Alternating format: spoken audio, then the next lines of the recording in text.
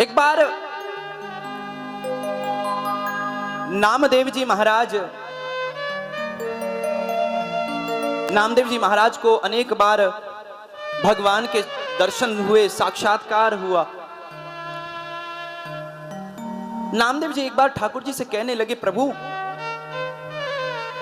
आप वैसे तो अपने आप को भक्त वत्सल कहते हैं, लेकिन आपके भक्त दुख पाते हैं प्रभु। भगवान ने कहा, ऐसे कौन से भक्त हैं? नामदेव जी कहते हैं, महाराज एक युगल जोड़ा राका बाका नाम का पति पत्नी महाराज,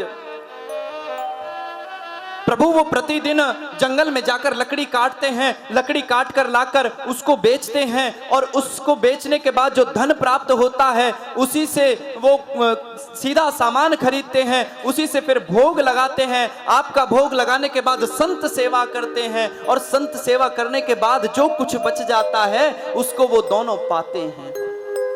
तो क्या प्रभु आपको दया नहीं आती उनके ऊपर? क्या आप उनकी सहायता नहीं कर सकते? भगवान ने कहा, बात तो उचित है, चलो। नामदेव जी को अपने साथ लिया। भगवान ने नामदेव जी महाराज को लिया कि चलो मेरे साथ। और प्रभु ने जिस रास्ते से राका बाका दोनों जा रहे थे, उस रास्ते में एक स्वर्ण की पोटली को पटक दिया, उसमें से 2-4 मुद्राएं निकाल के पटक दी महाराज। और स्वयं ठाकुर जी नामदेव जी के साथ जाकर एक वृक्ष के पीछे छिप गए। वहां से देखने लगे, अब पति पत्नी दोनों आ रहे हैं, पति आगे है, पत्नी पीछे है महाराज। पति ने जैसे ही स्वर्ण को देखा, पोटली को देखा, देखकर छलांग लगा दी, उसको पार कर गए। और थोड़ी सी आगे गए, थोड़ी सी आगे जाने के बाद सोचने लगे कि पीछे पीछे धर्म पत्नी आ रही है, कहीं ऐसा ना हो कि स्वर्ण को देखने के बाद उनकी बुद्धि थोड़ी विस्मित हो जाए और वो इसके चक्कर में आ जाए महाराज। फिर वापस आए, वहां से पीछे आकर उस स्वर्ण पर मिट्टी डालने लगे।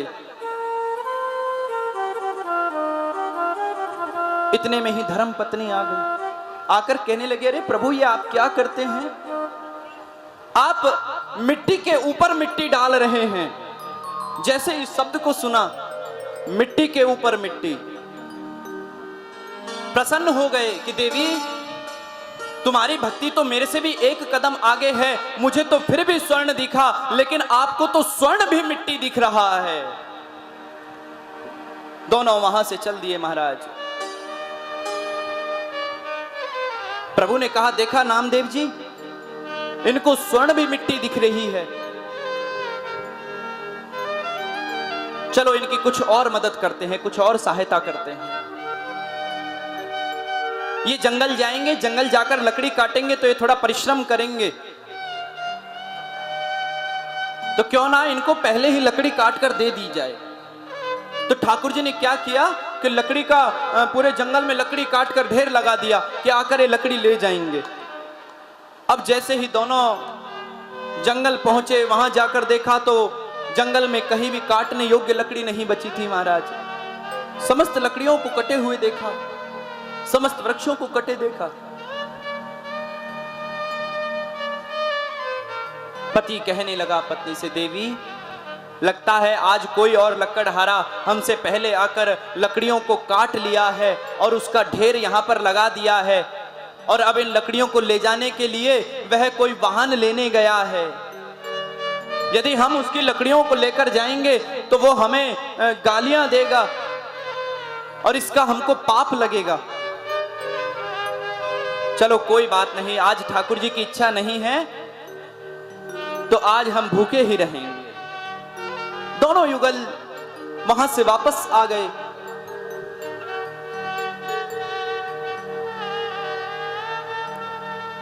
संध्या के समय बैठे हुए दोनों विचार करने लगे।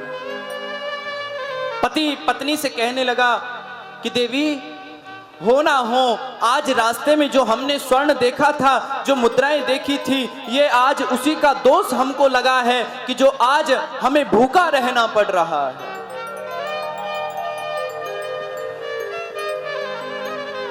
भगवान कहते हैं, देखा नामदेव जी, ये ऐसे भक्त हैं जिनको स्वर्ण दोष दिखा है।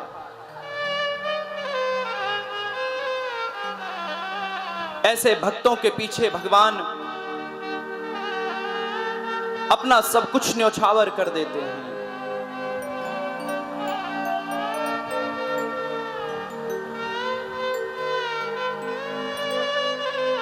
जो भक्त अपना सब कुछ ठाकुर जी को दे देते हैं, ठाकुर जी फिर उसके पीछे पीछे पीछे पीछे चलते हैं महाराज कि ये कोई एक सेवा का मौका मुझे दे दे। लेकिन भक्त की भक्तिता भी ऐसी होनी चाहिए कि उसे निष्काम रहना चाहिए, ठाकुर जी से कोई याचना नहीं करनी चाहिए, कोई कामना नहीं करनी चाहिए।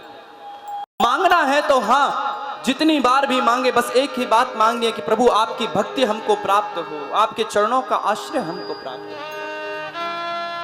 भगवान कहते हैं कि जिसने कण कण में रहने वाले मुझ परमात्मा का दर्शन नहीं किया, जिसने प्रत्येक व्यक्ति में मेरा दर्शन नहीं किया, उसको मैं कदापि मूर्ति पूजा में मिलने वाला नहीं हूं।